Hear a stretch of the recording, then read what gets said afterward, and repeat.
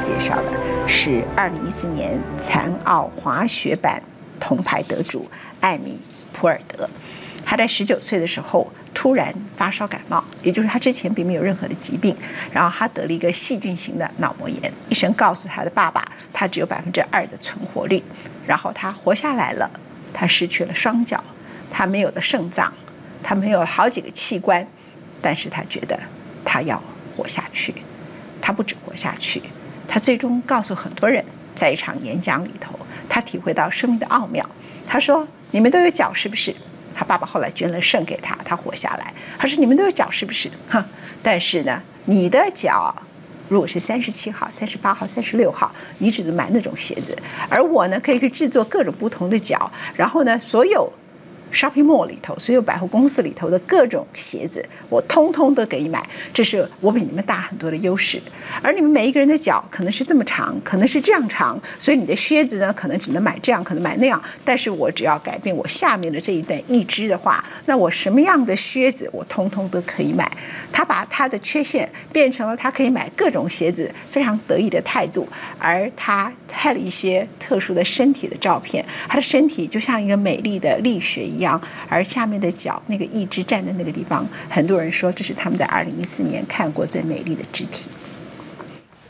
If your life were a book and you were the author, how would you want your story to go? That's the question that changed my life forever.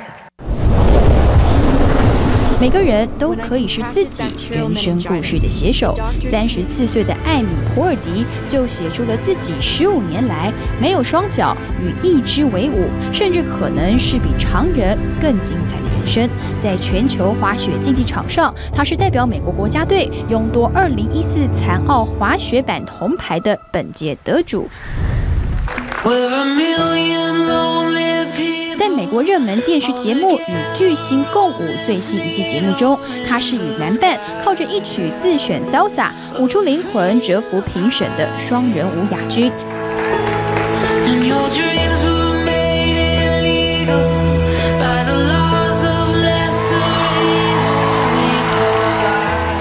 艾米·普尔迪为自己谱写精彩人生故事的转折点是19岁那年在平凡不过的某一天。I went home from work early one day with what I thought was the flu, and less than 24 hours later, I was in the hospital on life support with less than a 2% chance of living. It wasn't until days later, as I lay in a coma, that the doctors diagnosed me with bacterial meningitis, a vaccine-preventable blood infection. Over the course of 2.5 months, I lost my spleen, my kidneys, the hearing in my left ear, and both of my legs below the knee. When my parents wheeled me out of the hospital, I felt like I had been pieced back together like a patchwork doll. I thought the worst was over until weeks later when I saw my new legs for the first time. The calves were bulky blocks of metal with pipes bolted together for the ankles, and a yellow rubber foot with the raised rubber line from the toe to the ankle to look like a vein. I didn't know what to expect, but I wasn't expecting that. With my mom by my side and tears streaming down our faces. 这是艾米·普尔迪3年前的演讲，如今听来震撼力依旧。截了肢的人生走得下去吗？取而代之的是几个月来的颓丧。终于，他学会告别过去，迈向命运大转弯后的人生。4 months later, I was back up on a snowboard. Although things didn't go quite as expected, my knees and my ankles wouldn't bend, and at one point, I traumatized all the skiers on the chairlift when I fell and my legs, still attached to my snowboard, went flying down the mountain. And I was on top of the mountain still. I was so shocked. I was just as shocked as everybody else, and I was so discouraged. But I knew that if I could find the right pair of feet, that I would be able to do this again. And this is when I learned that our borders and our obstacles can only do two things. One, stop us in our tracks, or two, force us to get creative. I did a year of research, still couldn't figure out what kind of legs to use, couldn't find any resources that could help me. So I decided to make a pair myself. My leg maker and I put random parts together, and we made a pair of feet that I could snowboard in.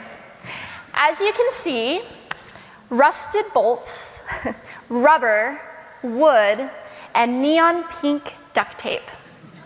And yes, I can change my toenail polish. It was these legs and the best 21st birthday gift I could ever receive, a new kidney from my dad, that allowed me to follow my dreams again. I started snowboarding, then I went back to work, then I went back to school, then in 2005 I co-founded a nonprofit organization for youth and young adults with physical disabilities so they could get involved with action sports. From there, I had the opportunity to go to South Africa, where I helped to put shoes on thousands of children's feet so they could attend school. And just this past February, I won 2 back-to-back World Cup gold medals,